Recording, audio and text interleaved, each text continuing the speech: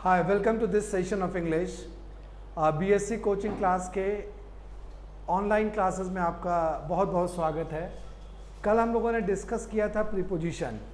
आज भी हम लोग प्रीपोजिशन को ही डिस्कस करेंगे, but before moving to grammar हम लोग पहले डिस्कस करते हैं वर्ड से रिलेटेड क्वेश्चंस को। इसके 3 क्वेश्चंस को कल भी मैंने डिस्कस किया था। ये थोड़ा मज़ेदार टाइप का एक्सरसाइज है, वोकेबलरी पर बेस्ड। बताते हैं कि क्वेश्चन क्या, इस क्वेश्चन में क्या करना है। क्वेश्चन नंबर 1 में जैसे 4 ऑप्शंस दिए गए हैं A, B, C and D। In 4 words में से 2 वर्ड्स ऐसे हैं, कोई भी 2 वर्ड्स ऐसे हो सकते हैं जो आपस में या तो सेम मीनिंग के होंगे या इनका मीनिंग अलग अलग होगा, अपोजिट मीनिंग होगा। हमको टिक करना है कि कौन सा पेयर, ऑप्शन में पेयर्स दिए हुए हैं, कौन सा पेयर ऐसा है जो या तो सिनोनिम्स है या एंटोनिम्स है। और इस तरह का अगर क्वेश्चन आता है एग्ज़ाम में तो इसके लिए ज़रूरी है कि वर्ड्स का मीनिंग हमें पता होना चाहिए। Then only we will be able to do these questions correctly.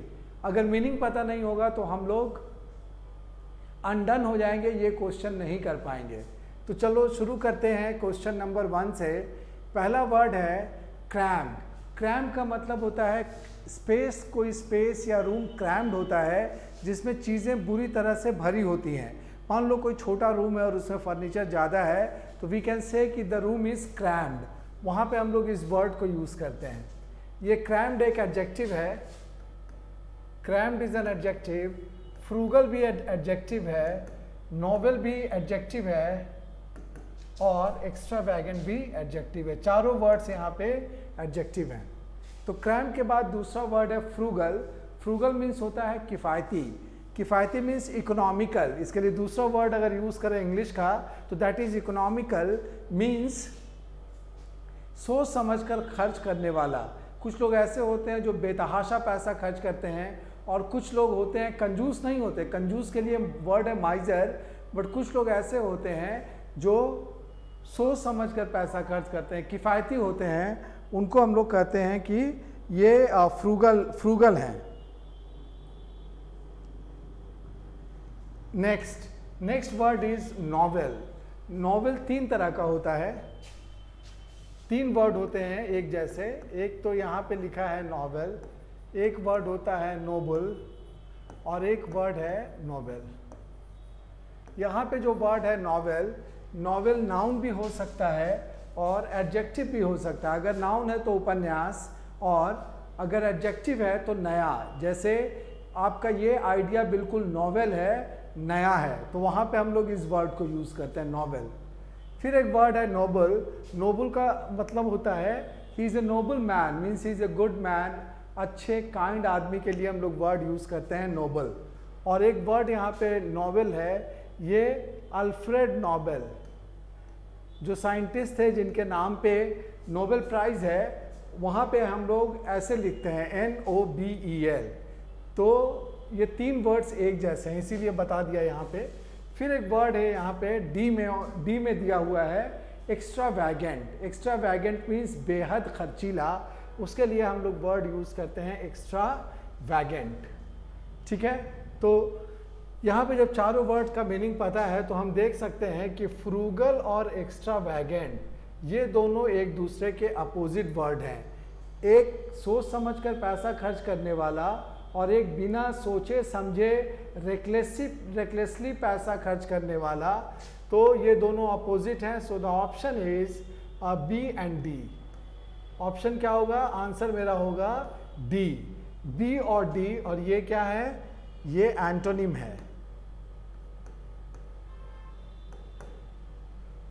Then question number 2, ये वाला समझ में आ गया होगा। क्वेश्चन 1, 2 वर्ड्स B और D एक दूसरे के अपोजिट हैं, frugal and extravagant, and option is D।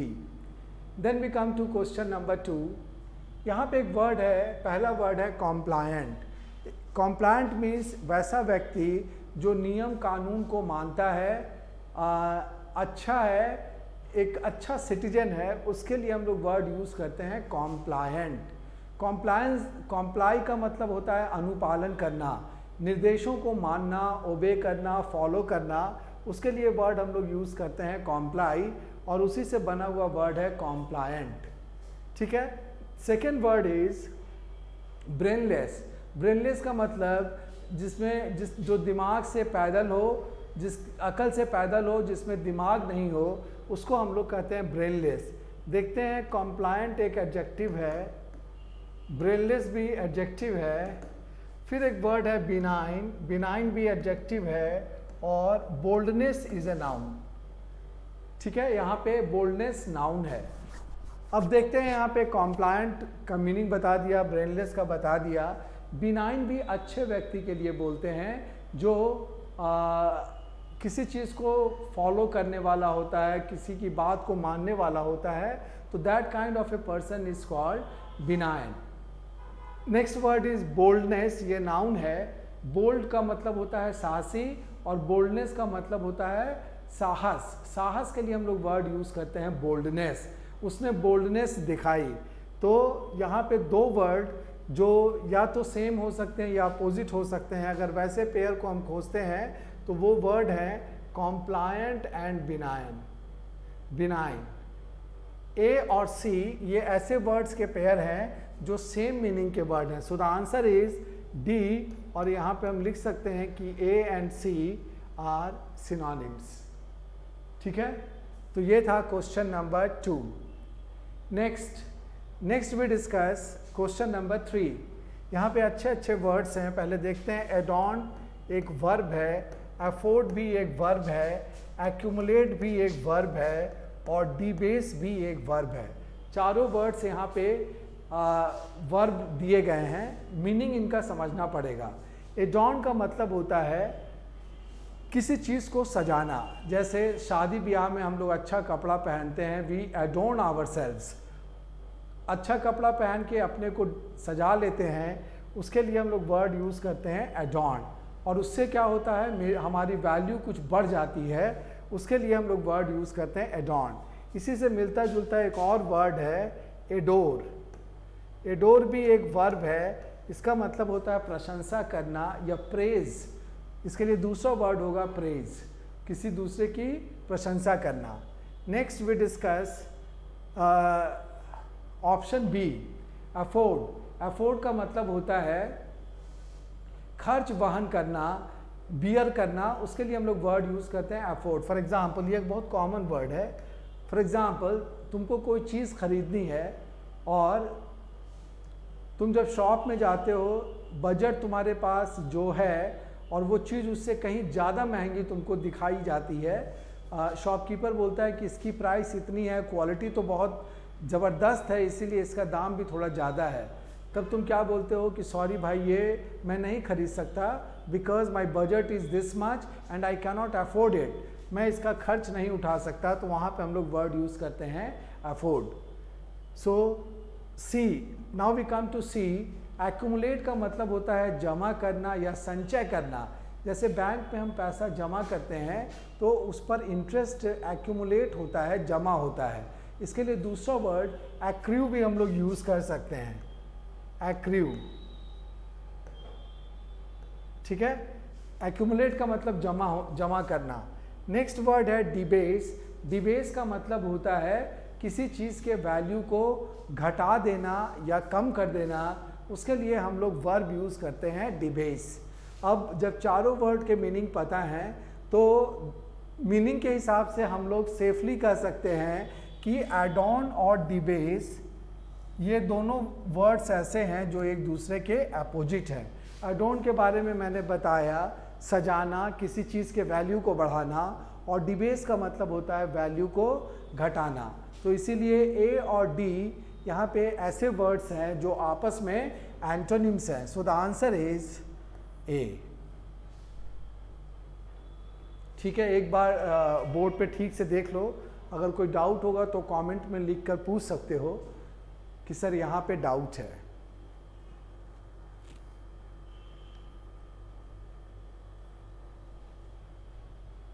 ठीक है, तो ये था वर्ड से रिलेटेड आज का डिस्कशन। इसमें बहुत से अच्छे अच्छे वर्ड्स भी देखने को मिले। इसको अलग से लिख के इसकी मीनिंग को याद रखना। किसी भी एग्जाम में ये वर्ड तुम्हें फिर मिल सकते हैं, right. Now we come to prepositions.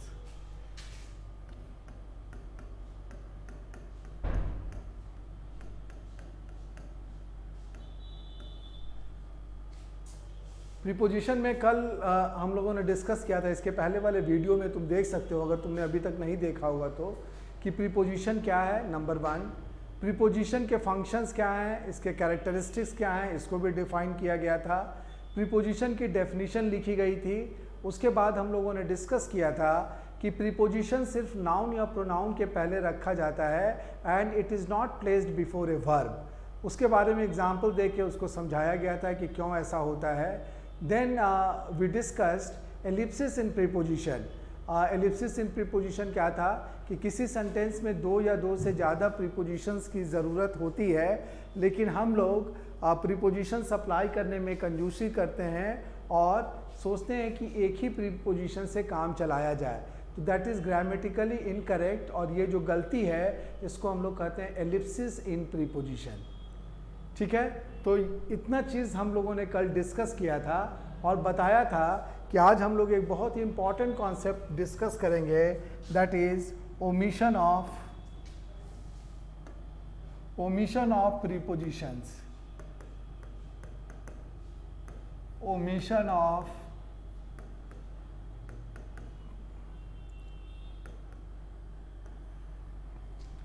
Omission of prepositions. ठीक है, एक वर्ड है ओमिट। ओमिट का मतलब होता है किसी चीज़ को ड्रॉप कर देना या हटा देना, उसके लिए हम लोग वर्ड यूज़ करते हैं ओमिट। ओमिट एक वर्ब है। जैसे एक इक्वेशन दिया हुआ है, suppose there is an equation containing X and Y, और हम कहते हैं कि इसमें से वाई को ओमिट कर दो, वाई को हटा दो, तो वहाँ पे हम लोग वर्ड यूज़ करते हैं ओमिट। उसी से बना हुआ वर्ड है ओमिशन। और ओमिशन का अगर अपोजिट वर्ड हम लोग देखेंगे, ओमिशन मीन्स हटाए जाने की प्रक्रिया, इसका अपोजिट वर्ड होता है कमीशन। तुम बोलोगे कि सर कमीशन नाउन भी हो सकता है और कमीशन वर्ब भी हो सकता है। अगर कमीशन नाउन है तो इसका मतलब होता है आयोग, जैसे यूनिवर्सिटी ग्रांट्स कमीशन है ना, वहाँ पे आयोग। या कमीशन का मतलब होता है सेल करने पे जो इंसेंटिव मिलता है, that is also called commission. उसके लिए हिंदी वर्ड भी कमीशन ही है। लेकिन कमीशन का मतलब कभी कभी जोड़ा जाना भी होता है, जैसे एनडीए से या सीडीएस क्वालिफाई करके जब लोग बाहर निकलते हैं तो they are commission to Indian army. Indian army में उनको कमीशन किया जाता है, जोड़ा जाता है, तो वहाँ पे हम लोग वर्ड यूज़ करते हैं commission. Coming back to this concept omission of prepositions, इसके बारे में बताता हूँ।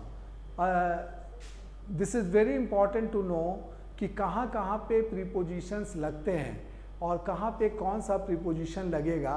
But equally important is to know कि कहाँ पे प्रीपोजिशन नहीं लगता, कहाँ पर से प्रीपोजिशन को हटा देना चाहिए या ओमिट कर दिया जाना चाहिए, ये भी उतना ही ज़रूरी है। क्यों? क्योंकि प्रीपोजिशन कहाँ पे लगता है, कौन सा प्रीपोजिशन लगता है, ये तो हम जानते ही हैं, बट कहाँ पे प्रीपोजिशन नहीं लगता, ये क्वेश्चन भी एग्ज़ाम में अक्सर पूछे जाते हैं। ठीक है, इसको भी I am going to explain this concept in a very simple manner with the help of 2-3 examples. यहाँ पे एग्जाम्पल्स पहले लिखते हैं।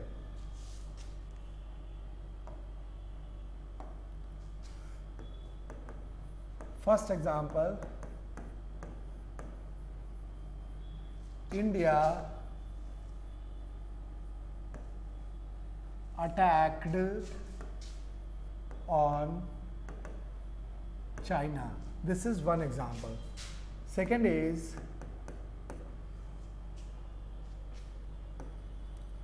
my friend ordered for a cup of tea. My friend ordered for a cup of tea. एक और example,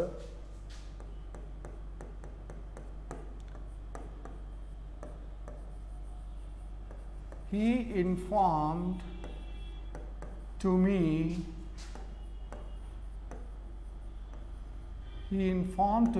yesterday. So these are 3 examples. अब देखते हैं कि इसमें क्या एरर है या क्या गलती है, वो हम लोग डिस्कस करते हैं। फर्स्ट एग्जाम्पल में है भारत ने चाइना पर आक्रमण किया। तो चाइना पर के लिए प्रीपोजिशन हम लोग जानते हैं कि ऑन होता है। देखने में ये सेंटेंस तुमको सही लगेगा, but grammatically speaking this sentence is wrong due to this preposition on.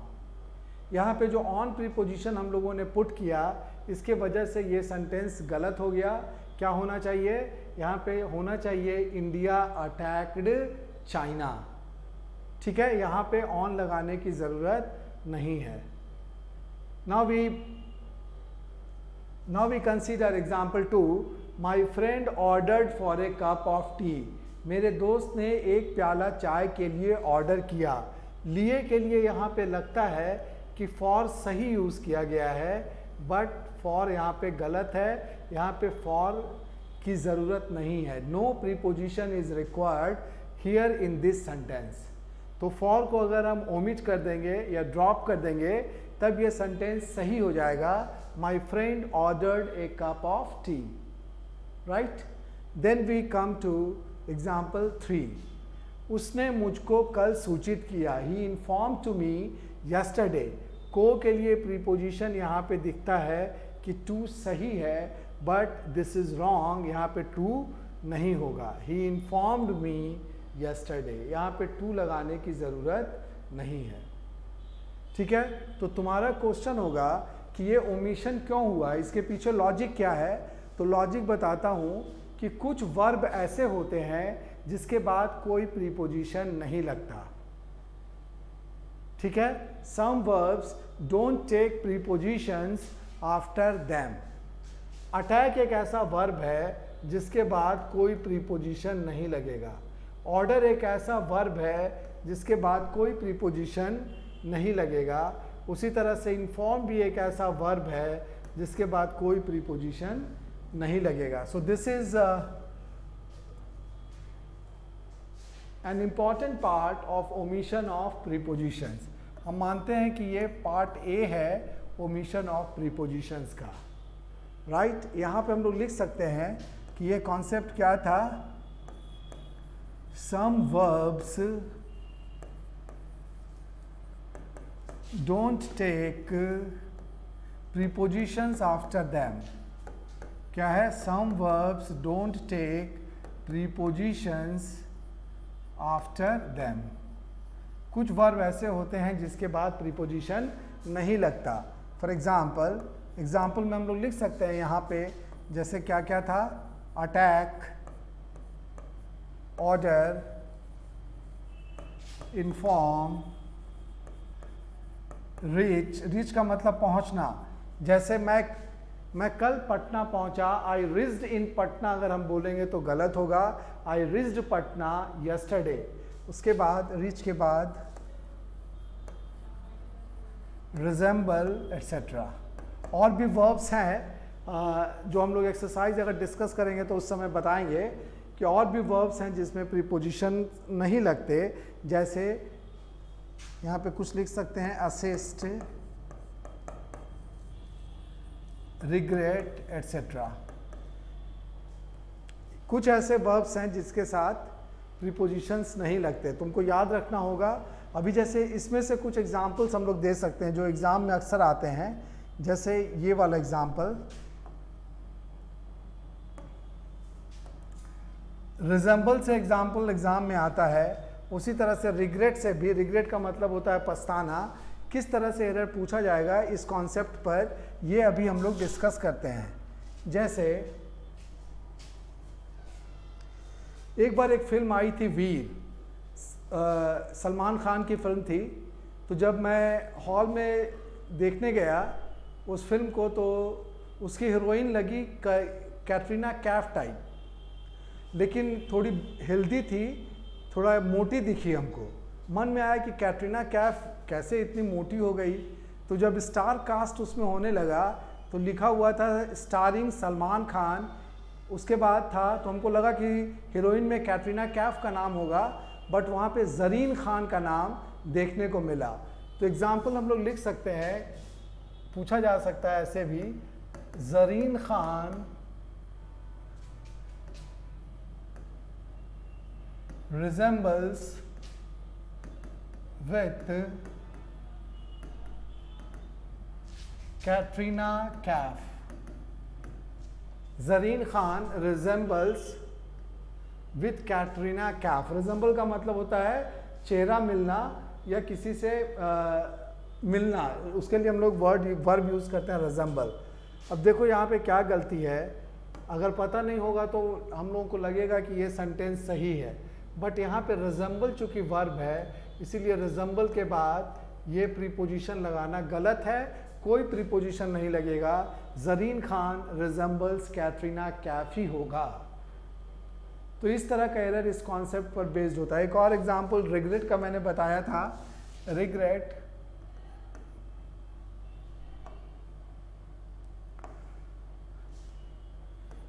he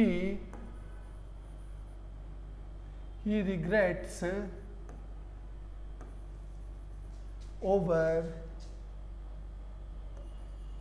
his misdeed। कल भी मैंने इस वर्ड को यूज़ किया था, गलत काम के लिए हम लोग वर्ड यूज़ करते हैं मिसडीड। तो गलत काम पर वह पछताता है, इस सेंटेंस का मीनिंग यही है। पर के लिए हम लोगों ने क्या प्रीपोजिशन यूज़ किया, पर के लिए यहाँ पे यूज़ किया गया ओवर।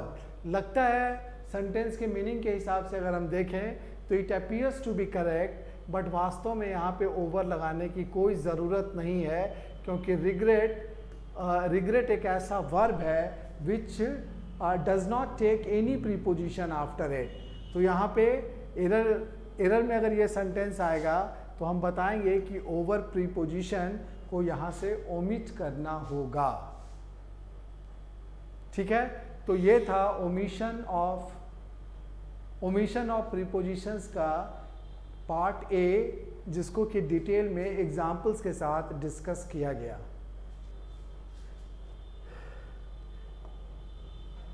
देन उसी ओमिशन ऑफ प्रीपोजिशंस का पार्ट बी हम लोग डिस्कस करते हैं यहाँ पे।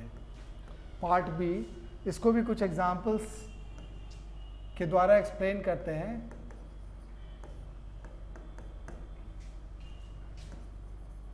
My friend met me on last Sunday. This is one example. Second example is, we are going to Indore in next month।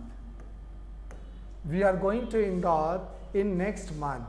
ये दो एग्जाम्पल्स हैं जिस पर हम लोग इस कॉन्सेप्ट को डिस्कस करेंगे। फर्स्ट एग्जाम्पल में है, मेरा दोस्त मुझसे पिछले संडे को मिला। ठीक है, यहाँ पे हम जानते हैं जैसे he will come on Sunday, Sunday के पहले हम लोग ऑन लगाते हैं, उसी हिसाब से यहाँ पे ऑन लगता है कि सही है, बट ये गलत है। यहाँ पे ऑन की ज़रूरत नहीं है, on should not be there as a preposition. Second sentence में हम लोग अगले महीने में इंदौर जाएंगे, मे के लिए इन लगता है सही है, बट ये भी गलत है, यहाँ पे इन की ज़रूरत नहीं है। ठीक है, क्वेश्चन होगा कि क्यों नहीं है ये बताइए, तो उसको डिस्कस करते हैं कि क्यों नहीं होगा यहाँ पे। जैसे देखो अलग से लिखा जाए, ऑन नेक्स्ट संडे। सेकेंड है यहाँ पे था ऑन लास्ट संडे, सेकेंड वाले एग्जाम्पल में था इन नेक्स्ट मंथ। तो ये किस रूल पर बेस्ड है ये देखते हैं। यहाँ पे देखो, इधर क्या है, ये प्रीपोजिशन है, ऑन भी प्रीपोजिशन है, इन भी प्रीपोजिशन है। लास्ट और नेक्स्ट को हम लोग कहते हैं इंग्लिश ग्रामर में they are known as objectives. ये ऑब्जेक्टिव है। ऑब्जेक्टिव क्या क्या हो सकता है, लास्ट होता है, नेक्स्ट होता है, दिस होता है, दैट होता है, एवरी होता है। उसके लिए हम लोग यूज़ करते हैं ऑब्जेक्टिव। नीचे मैं लिख भी देता हूँ, लास्ट और नेक्स्ट तो यहाँ पे लिखा गया, और क्या क्या बचा, दिस, दैट, एवरी। ये ऑब्जेक्टिव्स के एग्जाम्पल हैं, last, next, this, that, every. और फिर यहाँ पे संडे और मंथ जो है, ये क्या है, ये words showing time, words showing time, time से रिलेटेड ये वर्ड्स हैं। संडे टाइम को दिखाता है, दिन को दिखाता है, मंथ भी टाइम को दिखाने वाला वर्ड है। यहाँ पे ऐसे लिख सकते हैं, इसको प्रीपोजिशंस कर दो, ऑब्जेक्टिव्स कर दो। तो रूल कहता है कि अगर किसी भी सेंटेंस में इस तरह का स्ट्रक्चर आपको दिखता है, किस तरह का structure, preposition plus objectives plus words showing time, इस तरह का अगर स्ट्रक्चर किसी भी सेंटेंस में दिखता है तो वहाँ पे प्रीपोजिशंस नहीं लगेगा। प्रीपोजिशंस को हटा देंगे तब जाकर वो सेंटेंस सही होगा। ठीक है, इस कॉन्सेप्ट को हम लोग लिखें, इंपॉर्टेंट है ये।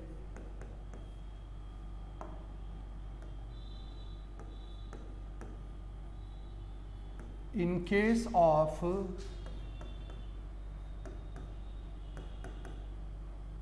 preposition plus objective plus word showing time, no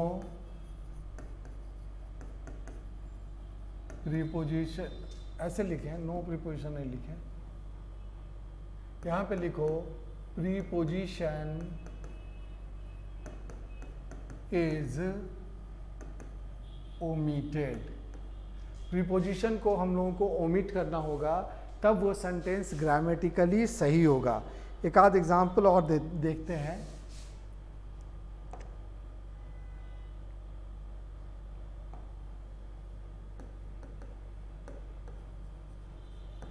My friend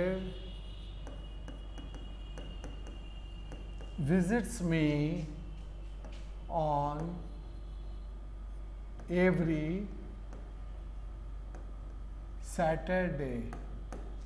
My friend visits me on every Saturday. यहाँ पे क्या हुआ, देखो यहाँ पर भी ये प्रीपोजिशन है, ये ऑब्जेक्टिव है, और Saturday is the word showing time. तो इस केस में भी क्या होगा, हम लोग प्रीपोजिशन को यूज़ नहीं करेंगे। यहाँ पे ऑन अगर लिखा हुआ है तो ये गलत है। सही सेंटेंस क्या बनेगा, my friend visits me every Saturday. So this is concept be related to omission of prepositions. ठीक है, एक और जो सी है वो सिंपल है, वो तुम लोग जानते भी होगे शायद, बट फिर भी यहाँ पे डिस्कस करता हूँ।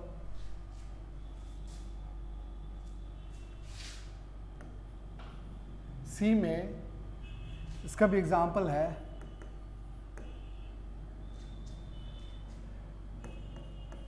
ही informed me on yesterday। Day के साथ हम लोग नॉर्मली ऑन लगाते हैं, बट यहाँ पे क्या होगा ये अभी बाद में बताऊंगा। Second example, my wife will reach here on tomorrow। These are two examples। इन दोनों में अगर ये कॉन्सेप्ट पता नहीं होगा तो तुमको लगेगा कि ये दोनों सेंटेंस अपने में सही हैं, बट ग्रामेटिकली स्पीकिंग इसमें गलतियां हैं। क्या क्या गलती है ये अभी हम लोग देखते हैं। पहले वाले सेंटेंस में ही इन्फॉर्म्ड मी ऑन यस्टरडे, यहाँ पे जो ऑन लगा हुआ है ये गलत है, it should be omitted. On की ज़रूरत नहीं है, यहाँ पे इसको ड्रॉप करना होगा। साथ ही साथ my wife will reach here on tomorrow, यहाँ पर भी टुमारो के पहले जो ऑन लगाया गया है दिस इज़ रॉन्ग, ये भी नहीं होना चाहिए। मीनिंग देयर बाय क्या हम लोग यहाँ पर लिख सकते हैं, यहाँ पे हम लोग लिख सकते हैं in case of today, tomorrow and today, tomorrow and yesterday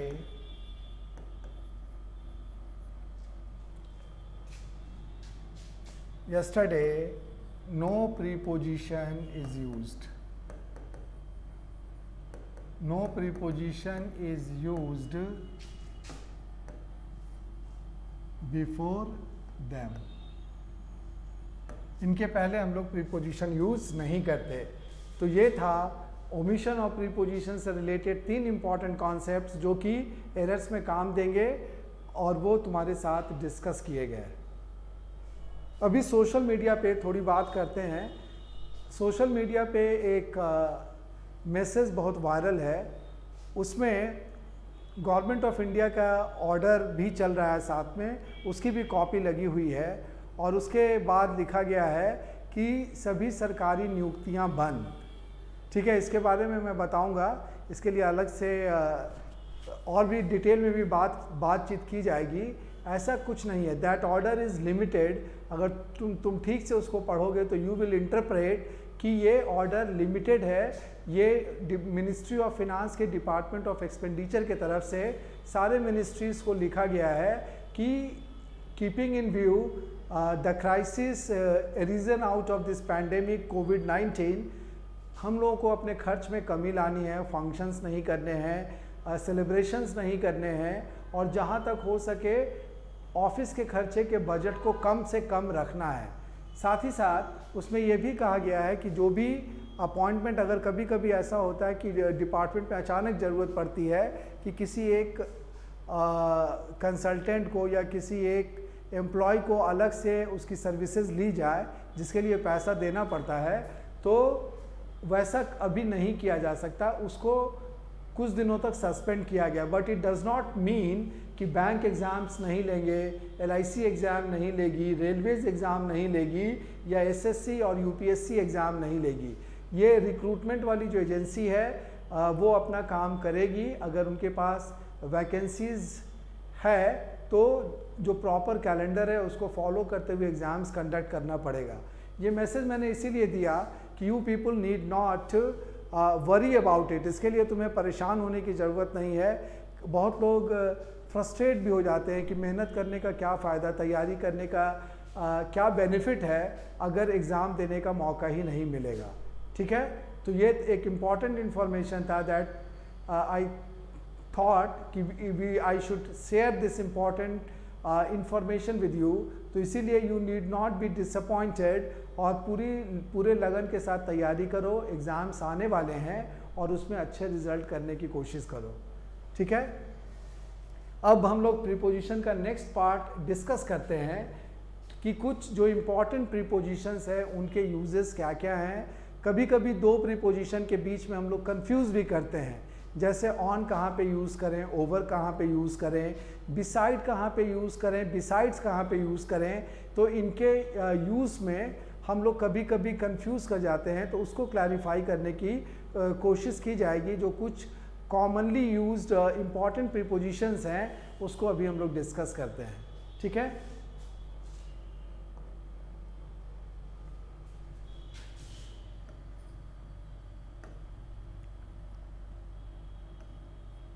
commonly used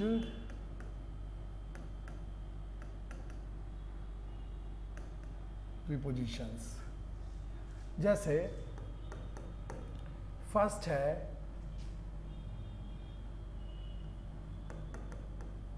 कहाँ पे विथ और कहाँ पर बाय। विथ हम लोग कहाँ पे यूज़ करेंगे और बाय हम लोग कहाँ पे यूज़ करेंगे। तो विथ हम लोग इंस्ट्रूमेंट के लिए यूज़ करते हैं और बाय हम लोग डूअर के लिए यूज़ करते हैं, या जो एजेंट होता है, काम करने वाला होता है, उसके लिए हम लोग बाय यूज़ करते हैं। ठीक है, तो विथ किसके लिए? With is used for instrument and by for doer. Example देते हैं तो क्लियर होगा। For example, he hit the ball with a bat. He hit the ball with a bat. उसने बॉल को कैसे मारा? बैट से। बैट यहाँ पे क्या है? बैट एक इंस्ट्रूमेंट है और इसीलिए यहाँ पे विथ यूज किया गया। He hit the ball with a bat. ठीक है, तो इंस्ट्रूमेंट के लिए विथ और एजेंट या डूअर के लिए बाय। फॉर एग्जाम्पल, उसका भी एग्जाम्पल लिखता हूं। My friend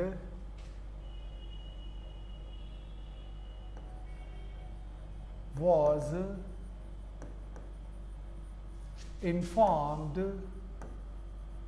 by his wife. My friend was informed by his wife. यहाँ पे देखो, यहाँ पे बाय इंफॉर्मेशन किसने दिया? इन्फॉर्म करने वाली मेरे फ्रेंड की वाइफ थी। तो वाइफ यहाँ पे क्या है? वाइफ इज द डूअर और द एजेंट, और चूंकि वाइफ है इसीलिए वाइफ की वजह से यहाँ पे क्या यूज किया गया? बाय। करने वाले के लिए अगर हम लोग यूज करते हैं तो वहाँ पे यूज करते हैं बाय। तो this is the difference between with and by. ठीक है, इसका एक और एग्जांपल लिख सकते हैं। The letter was written by him with a pen. इसमें देखो दोनों कॉन्सेप्ट इस एग्जाम्पल में इन्वॉल्व किया गया। क्या क्या? लेटर लिखा गया, किसके द्वारा? उसके द्वारा। एजेंट कौन है? एजेंट यहाँ पे हिम प्रोनाउन के रूप में है, उसके द्वारा। और किस चीज़ से लिखा गया? यहाँ पे ये क्या है? हिम क्या है? डूअर है या एजेंट है। और पेन यहाँ पे क्या है? पेन यहाँ पे इंस्ट्रूमेंट है। तो इसीलिए पेन के हिसाब से क्या यूज़ किया गया? विथ। तो कहाँ पे विथ और कहाँ पे बाय, उसको इन एग्जाम्पल से समझा जा सकता है कि दोनों के बीच में क्या डिफरेंस है और हम कहाँ पे उसको यूज़ कर सकते हैं। ठीक है, देन सेकेंड, जो बहुत कॉमन है और कंफ्यूज भी करता है, उसको देखते हैं।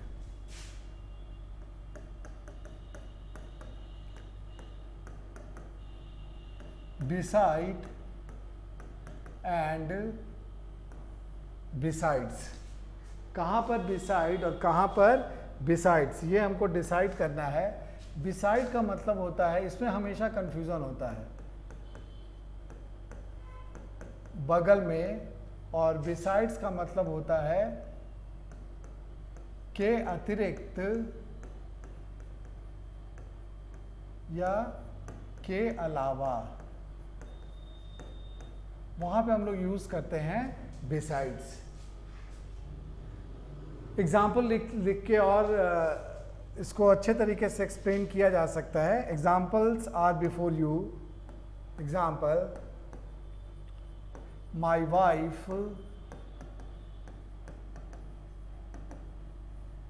wife is sitting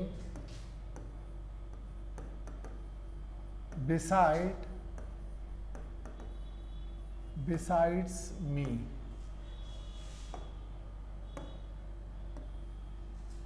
This is one example. Second is, I have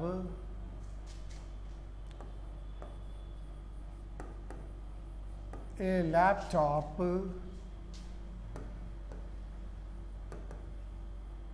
besides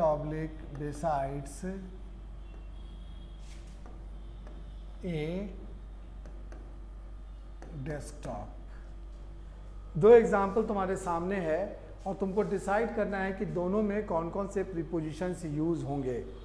ठीक है, दोनों का मीनिंग तुम्हें पता है। बिसाइड मीन्स बगल में, और बिसाइड्स का मतलब के अतिरिक्त या अलावा। अब यहाँ पे देखते हैं क्वेश्चन 1 में, मेरी वाइफ मेरे बगल में बैठी हुई है। ये सेंटेंस इस मीनिंग को कन्वे करता है। तो in order to convey this meaning which preposition is required, कौन सा प्रीपोजिशन यहाँ पे रिक्वायर्ड है? यहाँ पे रिक्वायर्ड है beside. My wife is sitting beside me. ठीक है, कंफ्यूज करने की ज़रूरत नहीं है, यहाँ पे बिसाइड यूज होगा। Then we come to second example, I have a laptop beside oblique beside से डेस्कटॉप। सेंटेंस की मीनिंग क्या होनी चाहिए कि मेरे पास लैपटॉप के अलावा एक डेस्कटॉप भी है। ठीक है, तो के अलावा या के अतिरिक्त के लिए कौन सा प्रीपोजिशन दोनों में यूज होगा? बिसाइड यूज होगा या बिसाइड्स यूज होगा? यहाँ पे डेफिनेटली बिसाइड्स यूज होगा। अगर बिसाइड यूज कर दोगे तो गलत होगा। एरर क्या आएगा? एरर आएगा आई have a laptop beside A desktop. तो तुम्हारा आंसर होगा कि यहाँ पे बिसाइड नहीं होगा। उसी तरह से इस पहले वाले एग्जाम्पल में बिसाइड्स गलत यूज किया गया है, it should not be there. तो इन दोनों के बीच में यही डिफरेंस है कि बिसाइड और बिसाइड्स को हम लोग कैसे यूज़ करते हैं। कंफ्यूज करने वाले हैं ये, बट अगर कॉन्सेप्ट तुम्हारा क्लियर होगा तो you will never face this confusion. तुम्हारे मन में कभी भी कंफ्यूजन नहीं आएगा। ठीक है, next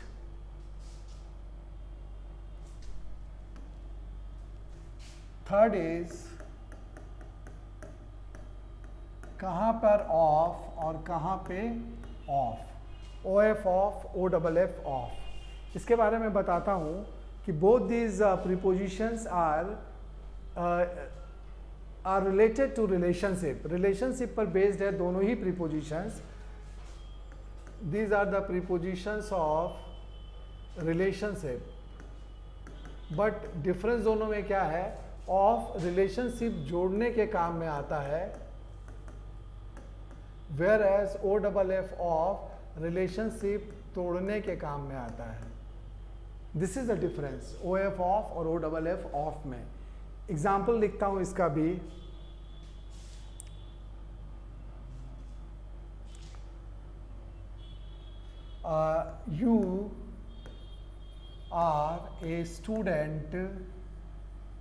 You are a student of my batch. You are a student of या of my batch। यहाँ पे तुमको सेलेक्ट करना है कि दोनों में कौन सा होगा। He is of duty now। ठीक है, these are two examples जिसके बेसिस पे हम लोग अच्छे तरीके से समझ सकते हैं कि ऑफ, ओ एफ ऑफ और ओ डबल एफ ऑफ में क्या डिफरेंस है। ठीक है, जैसे अगर मैं ये कहूँ कि तुम मेरे बैच के स्टूडेंट हो, it means I share certain relationship with you. मेरे और तुम्हारे बीच में कुछ रिलेशनशिप है, तो रिलेशनशिप जोड़ने के लिए क्या लिखा है? रिलेशनशिप जोड़ने के लिए लिखा गया है कि ओ एफ ऑफ यूज होगा।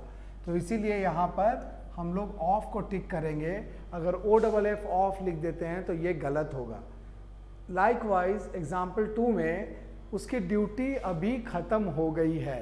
तो ड्यूटी ख़त्म हो गई मतलब ड्यूटी से उसका रिलेशन आज के लिए ख़त्म हो गया, आज के लिए वो संबंध टूट गया। तो उसके लिए हम लोग क्या यूज़ करेंगे? O double F off. Error कैसे पूछा जाएगा? इस तरह के इस कॉन्सेप्ट को यूज़ करते हुए अगर तुमको लिख के दिया गया है एरर में you are a student O double F off my batch, तो यहाँ पे ये गलत होगा, O double F off use नहीं होगा। Likewise he is off duty now, duty ख़त्म होने की बात अगर की जा रही है और वहाँ पे ओ एफ ऑफ यूज़ किया जाता है तो ये गलत होगा। ही इज़ ऑफ ड्यूटी नाउ। तो ये था ओ एफ ऑफ और ओ डबल एफ ऑफ में क्या डिफरेंस है, ये मैंने डिस्कस किया। अगले सेशन में हम लोग और भी कुछ जो कॉमन प्रीपोजिशंस हैं उनको कैसे यूज़ करते हैं, या उनके यूज़ में क्या क्या कन्फ्यूज़न होता है, क्या क्या डाउट्स हमारे दिमाग में आते हैं, उसको डिस्कस करेंगे एग्जाम्पल्स के साथ, और जो भी कॉन्सेप्ट उससे रिलेटेड होगा उसको डिटेल में बताएंगे।